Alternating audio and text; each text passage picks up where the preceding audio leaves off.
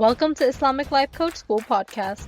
Apply tools that you learn in this podcast and your life will be unrecognizably successful. Now your host, Dr. Kamal Akhtar.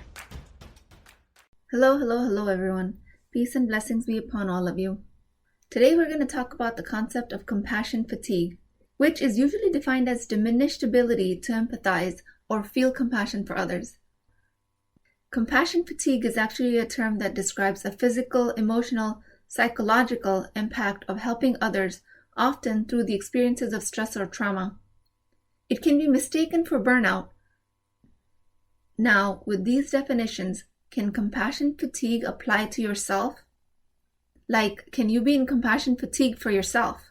Especially if you're recovering from a trauma, in which case you would need to rely on others to provide you with that compassion.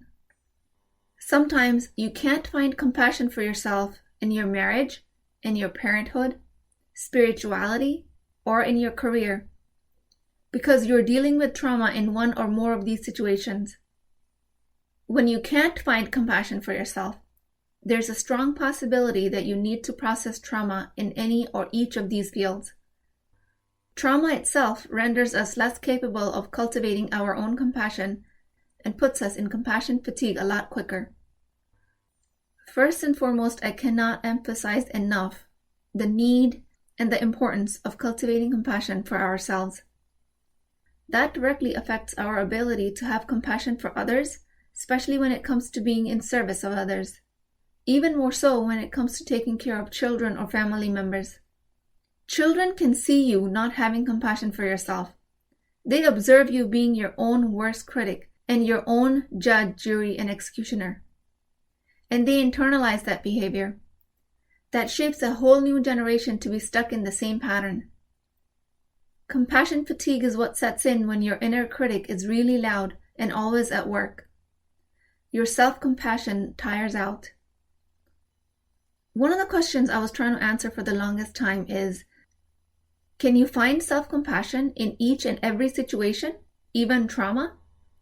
Or is there a point where you need compassion from outside of you, like from a support group, friends, spouse, or a licensed mental health professional? Is there a point where self-compassion completely runs out? And what I didn't realize in asking this question is that I was making a very common mistake, and that is that I was a victim of good old black and white thinking. The question I was asking is, at what point do you have no compassion left for yourself because of a trauma? At what point do you absolutely need outside help? How much trauma is enough to leave someone completely void of self-compassion? And what amount of trauma can leave some compassion for yourself? Nothing as usual is black and white. It's just gray. Maybe you have some compassion remaining for yourself in some areas of life and not others. Like you're a really staunch critic of yourself when it comes to your parenting skills.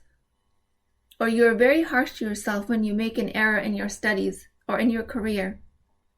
You might have roots in any of these fields coming from your trauma.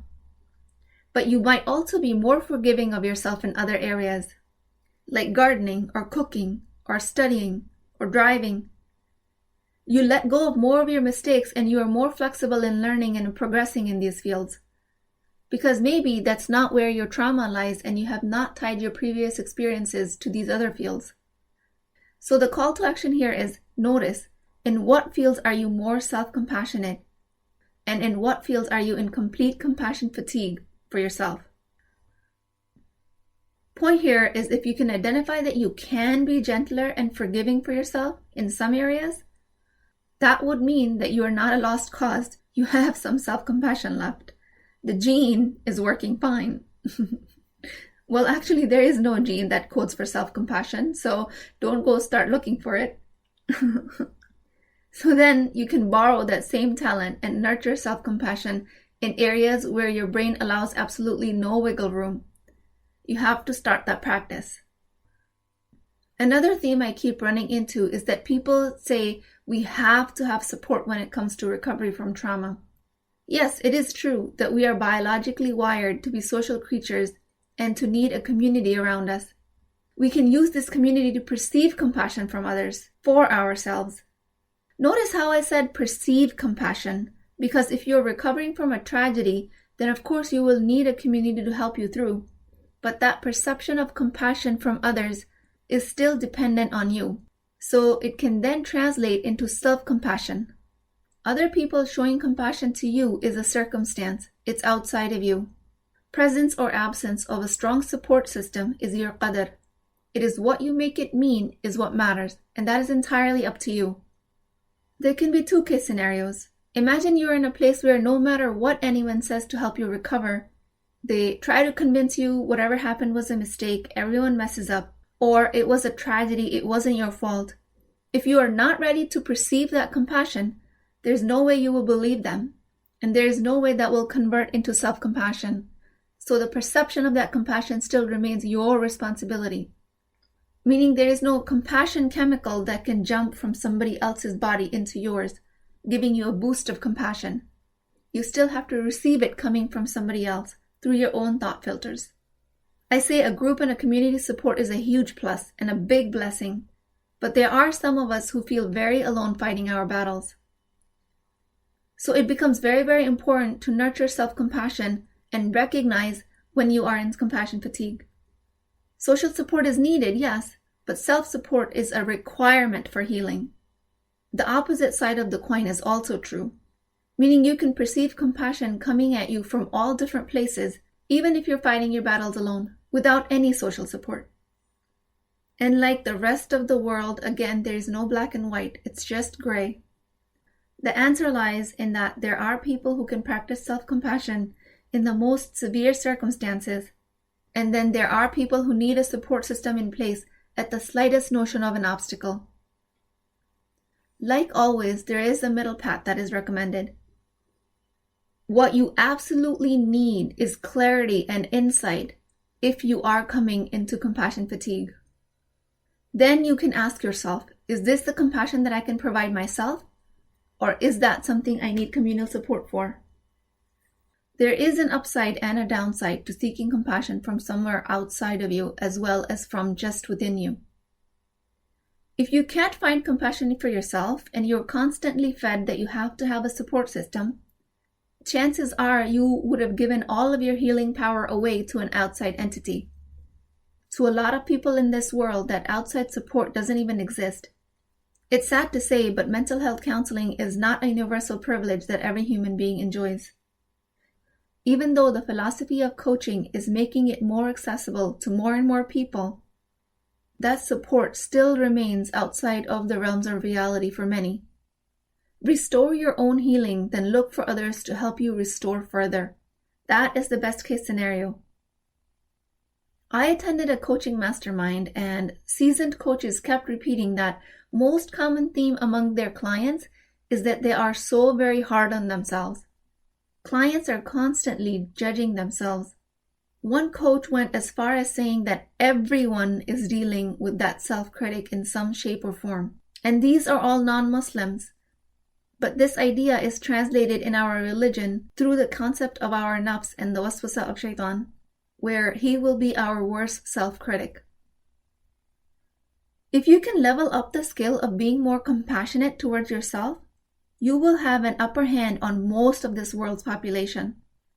Also, it will give you more self-confidence, because otherwise you can be a target of further manipulation by others, like family, friends, therapists, even life coaches, either on purpose or inadvertently. If you're always looking for that healing from outside of you, you can be easily manipulated into living someone else's life. You might at that point be following somebody else's dreams. Most lay people and unskilled professionals help others out by giving advice. And if you are in compassion fatigue for yourself and rely on others to give you that boost, that advice, they can easily send you in the wrong direction, which is not the path meant for you. Especially if you're constantly taking advice from others. So it becomes very, very important to have that self-respect, that self-worth, that self-love. Identify it even before you try to look for help from outside.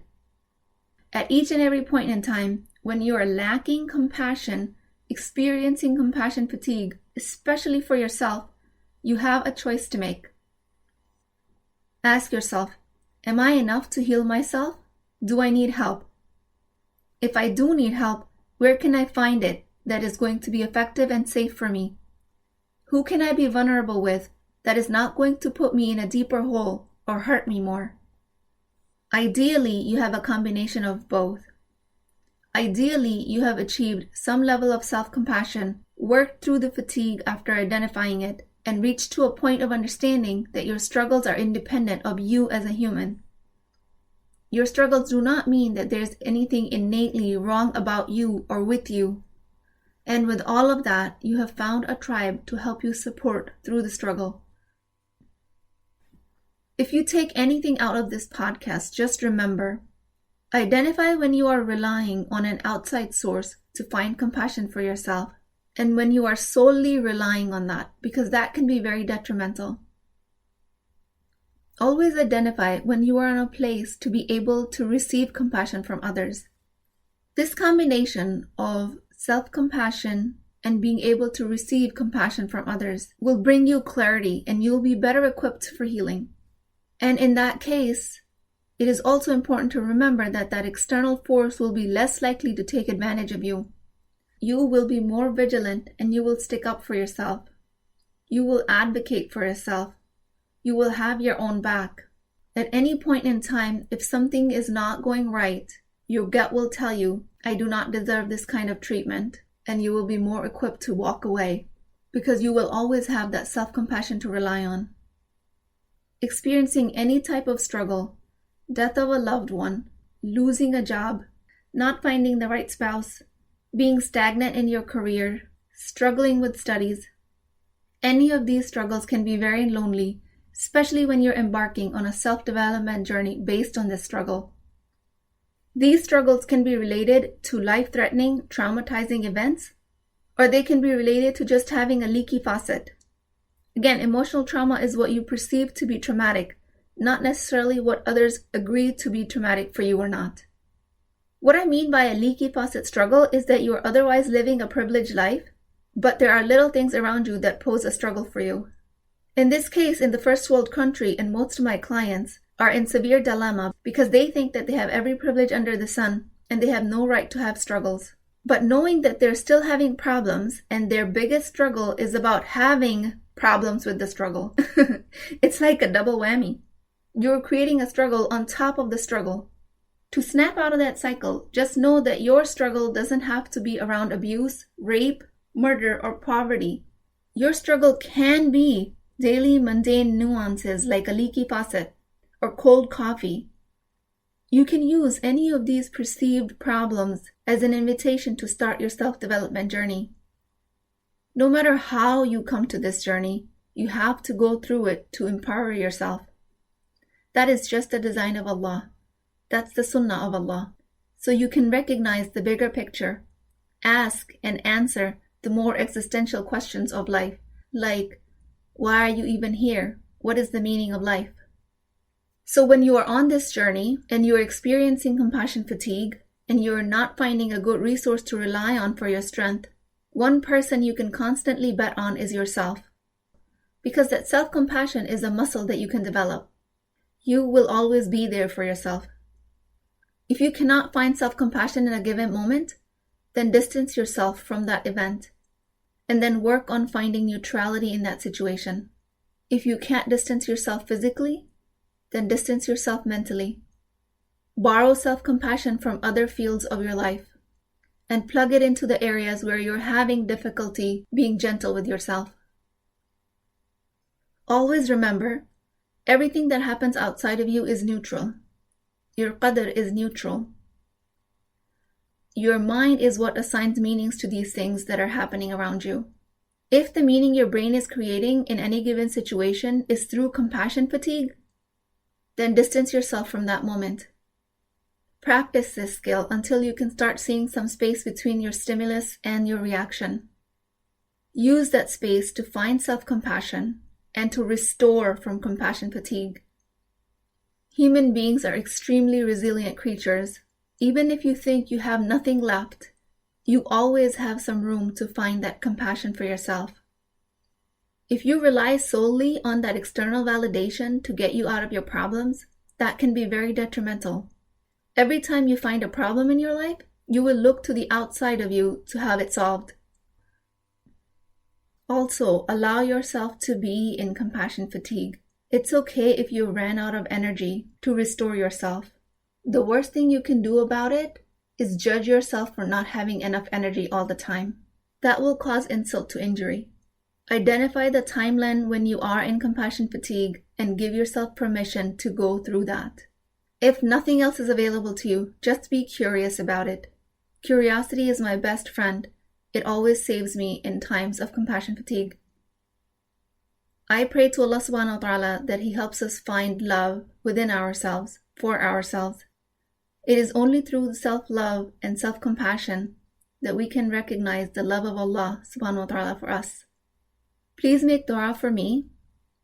If you can identify with any of these topics and you think that you're stuck in your life, unable to grow, then make a free consultation appointment at IslamicLifeCoachSchool.com with me. The reward of disarming that reptilian brain, that constant self-critic that burns through your self-compassion energy like wildfire, when you can learn to quiet that shaitan's voice, it is so rewarding. It is a far greater skill to learn than any other skill that is taught in schools. So book your appointment today and let's see how we can start bringing you out of your compassion fatigue, inshallah. I will talk to you guys next time. If you're interested in getting coached by me, I'm offering a very affordable opportunity to do that with Wisdom Wednesdays. This is not a course, not a lecture. This is an opportunity for live coaching, real change with Islamic adab and etiquette. You do not need more information. You actually need a space to create change. At $19.99 a month, which is the price of takeout dinner, you as a Muslim woman will create confidence, intimacy, and connection without shame or fear of judgment, because your privacy is my highest priority. So join at www.islamiclifecoachschool.com, resources, Wisdom Wednesdays. I'll see you inside, inshallah.